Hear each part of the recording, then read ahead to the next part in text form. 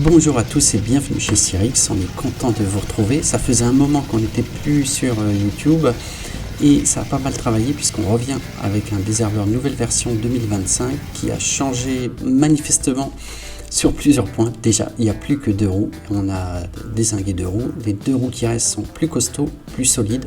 Il y avait quand même eu des problèmes de roues, on a du retour quasiment sur 2 ans, donc on a vu les fragilités. Le timon également est très différent, ça permet d'être plus manœuvrable, notamment pour les marches arrière et pour tous les angles. En général, on peut quand même tourner de manière plus raide, ça peut être pratique. Alors on n'a pas perdu la marche arrière, bien qu'il n'y ait plus de débrayage, ça c'est moins bien. Il n'y a plus de débrayage, vous voyez, ça fait un petit monticule. Alors c'est pas franchement gênant, mais il faut le savoir. Ceci étant, on peut encore faire des marches arrière, sinon ce serait compliqué.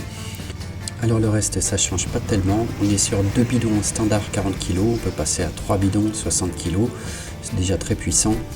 Et la lame à débordement, alors vous voyez la lame, le principe c'est qu'elle passe sous les graviers et ça déborde derrière. Là on a une version sans herse, en option on propose une herse pour les gens qui préfèrent avoir un ratissage derrière le travail. Alors l'avantage de la lame, on a aussi revu le profil et a priori ça permet d'améliorer un petit peu l'effet d'arrachage. Alors c'est dur de faire des stats parce que vous imaginez, ça dépend vraiment de la mauvaise herbe. Et puis alors ça c'est la limite, quand il y a de la caillasse sous-jacente, des pierres qui affleurent, et ben forcément on se les prend, là il n'y a rien de nouveau. Voilà, dans la notice on explique tout ça, notamment le réglage de la profondeur qui va permettre de minimiser les impacts sur les pierres. Voilà, enfin c'est une équation dans laquelle il y a pas mal de paramètres.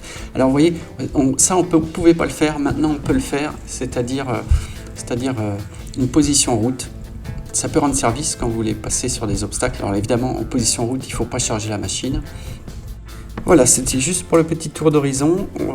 Elle se range assez facilement également. Et vous voyez, le principe, c'est qu'on a tout changé pour que rien ne change. Merci et à bientôt.